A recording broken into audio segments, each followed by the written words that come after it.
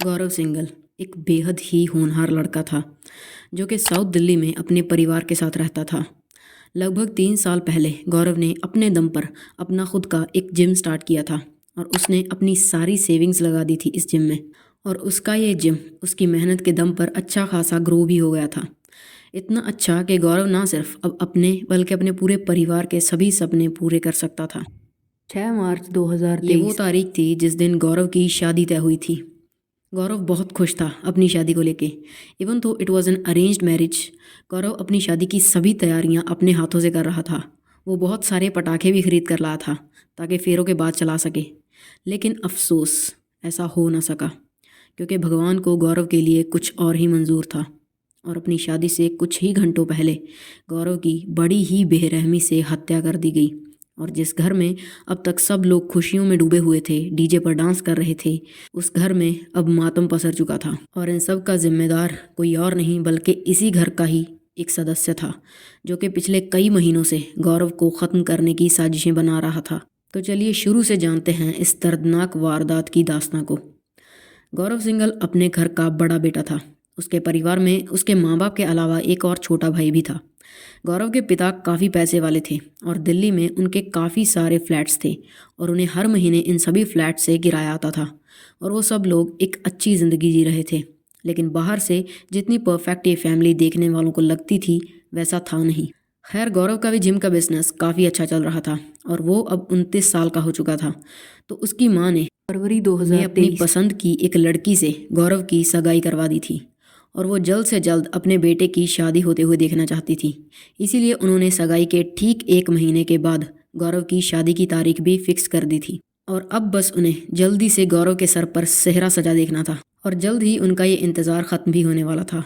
गौरव की शादी से ठीक 3-4 दिन पहले से ही उनके घर पर रिश्तेदारों का आना शुरू हो गया था और पूरे घर में एक खुशी का माहौल था, जैसे कि अक्सर शादी वाले घरों में होता ही है। जिधर देखो उधर सब लोग शादी की किसी न किसी तैयारी में लगे हुए थे।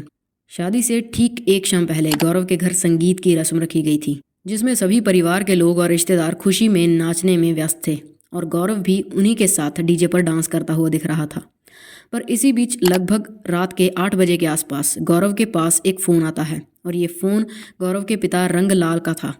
दरअसल उनके तिगरी वाले फ्लैट में कंस्ट्रक्शन का काम चल रहा था और गौरव के पिता भी संगीत से सीधा वहीं चले गए थे और अब वो फ़ोन करके गौरव को भी तिगड़ी वाले फ्लैट में बुला रहे थे। अपने पिता की बात सुनकर गौरव ने उसी वक्त अपनी गाड़ी की चाबी ली और तिगड़ी वाले फ्लैट के लिए निकल गया। लेकिन जाने से पहले वो अपनी माँ को बताकर गया था कि पापा का फ़ोन आया है और उन्होंने मुझे तिगड़ी बुलाया है, और इतना कहकर वो चला गया। गौरव चला तो गया था लेकिन काफ़ी टाइम बीतने के बाद भी वो अभी तक घर नहीं लौटा था। 8 से रात के 11 बज चुके थे। सब लोग गौरव की शादी की खुशी में झूम रहे थे लेकिन गौरव की माँ को बहुत बेचैनी सी हो रही थी क्योंकि गौरव अभी तक नहीं लौटा था और ऊपर से वो अपना फ़ोन भी नहीं उठा रहा था।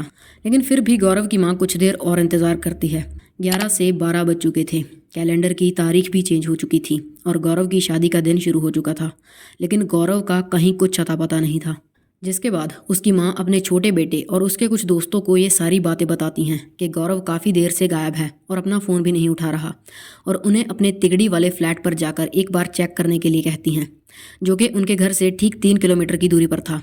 तो गौरव का छोटा भाई और उसके सभी दोस्त तुरंत गौरव की खोज में तिगड़ी के लिए निकल जाते हैं और वहां जाकर वो देखते हैं कि गौरव की गाड़ी वहीं पर खड़ी हुई थी उनके फ्लैट के ठीक बाहर, जिसका मतलब ये था कि गौरव फ्लैट में ही था।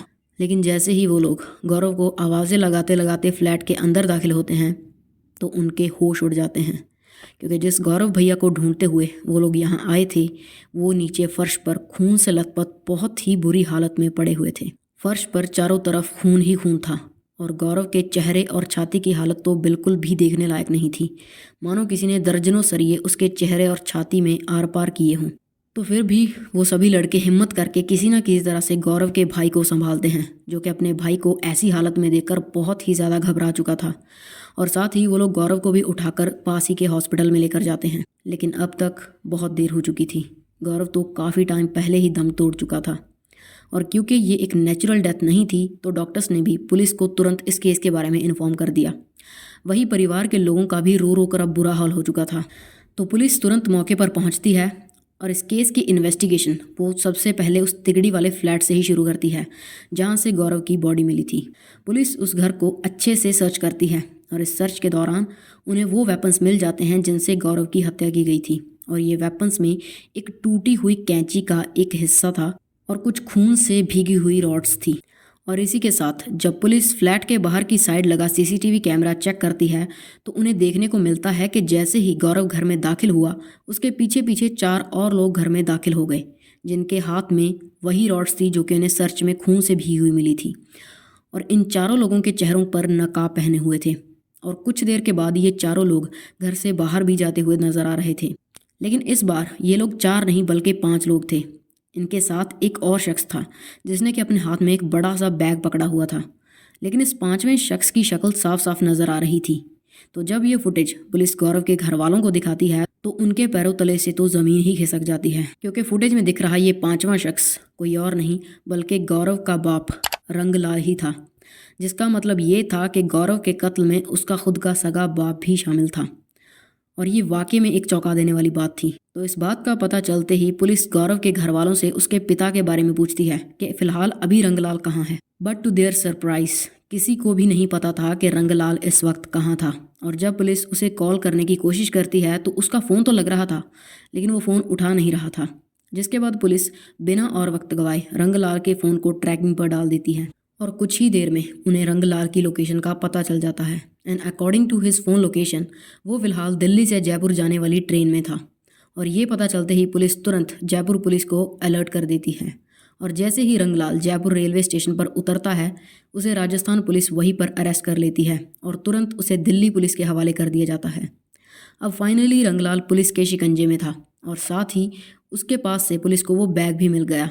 और जब पुलिस ने उस बैग को चेक किया तो उसमें से पुलिस को काफ़ी सारा कैश और कई सारे गहने मिले। तो अब पुलिस रंगलाल से गौरव के कत्ल के बारे में पूछताछ शुरू करती है। बट रंगलाल ऐसे बिहेव कर रहा था मानो उसे तो किसी बात का पता ही ना हो। लेकिन पुलिस को पता था कि वो नाटक कर रहा था और गौरव का कत्ल उसी ने किया था। जिसके बाद पुलिस उसकी थोड़ी सी खातिरदारी करती है और पुलिस की मार के सामने वो ज़्यादा देर तक टिक नहीं पाता और फाइनली रंगलाल सच उगल देता है। और वो सच ये था कि उसी ने अपने बेटे के कत्ल की साजिश रची थी और इस काम के लिए उसने 4 सुपारी किलर्स को भी हायर किया था, वो भी उन्हें लाखों रुपए एडवांस देकर। वो पिछले 3-4 महीनों से गौरव को मारने की प्लानिंग कर रहा था और फाइनली उसने डिसाइड किया था कि वो गौरव को उसकी शादी से कुछ ही टाइम पहले ख़त्म कर देगा जब सब लोग खुशियों में डूबे होंगे।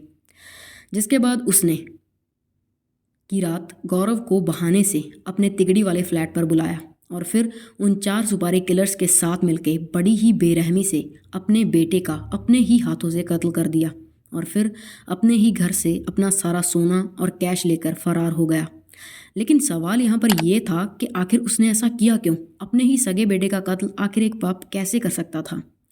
तो रंगलाल ने पुलिस को बताया कि उसका बेटा गौरव उसकी बिल्कुल भी इज्जत नहीं करता था और हमेशा उससे बदतमीजी से पेश आता था। और इन सब में उसकी पत्नी यानी गौरव की माँ भी उसे समझाने की बजाय उल्टा उसका पूरा साथ देती थी, जिससे गौरव की हिम्मत और भी ज़्यादा बढ़ गई थी और उसने कई बार रंगलाल पर हाथ भी उठाया था। और इतना ही नहीं, अब उसे देख देख कर उसका छोटा भाई भी रंगलाल से बदतमीजी करने लगा था। रंगलाल पूरी तरह से अकेला हो चुका था, उसकी घर में कोई इज्जत ही नहीं थी और इन्हीं कॉन्टिन्यूस झगड़ों की वजह से एट द एंड रंगलाल अपने परिवार से अलग अपने तिगड़ी वाले फ्लैट पर रहने लगा। लेकिन घर छोड़ते ही उसकी और भी ज़्यादा बदनामी हो गई क्योंकि लोग हंसने लगे थे उस पर। और तब रंगलाल ने ये सोच लिया था कि वो अपनी इस बेइज्जती का बदला गौरव और उसकी माँ से लेकर रहेगा। रंगलाल ने सोच लिया था कि वो उन दोनों को ऐसा दर्द देगा जो वो ज़िंदगी भर भुला नहीं पाएंगे। और एट द एंड उसके दिमाग में ये आइडिया आया कि अगर वो गौरव की उसकी शादी से ठीक पहले हत्या कर दे तो इस बात का उसकी बीवी को सबसे ज़्यादा सदमा लगेगा, उसे बहुत तकलीफ़ पहुंचेगी क्योंकि उसने बहुत टाइम से गौरव की शादी के सपने देख रखे थे। और अगर उसने गौरव की हत्या कर दी तो ज़िंदगी भर के लिए उसकी बीवी रोती बिलखती फिरेगी और इससे बड़ा बदला और क्या ही हो सकता था। इसीलिए उसने गौरव को मारने के लिए उसकी शादी से कुछ ही टाइम पहले का वक्त चुना। और ये सारी बातें जब रंगलाल पुलिस को बता रहा था तो उसे देखकर बिल्कुल भी ऐसा नहीं लग रहा था कि उसे अपने किए पर कोई पछतावा है, बल्कि उसे अब भी ऐसा ही लग रहा था कि उसने जो भी किया है बिल्कुल ठीक किया है। तो खैर, रंगलाल के इस कन्फेशन के बाद पुलिस ने उसके बाकी के 4 साथियों को भी अरेस्ट कर लिया और ये केस फ़िलहाल कोर्ट में चल रहा है।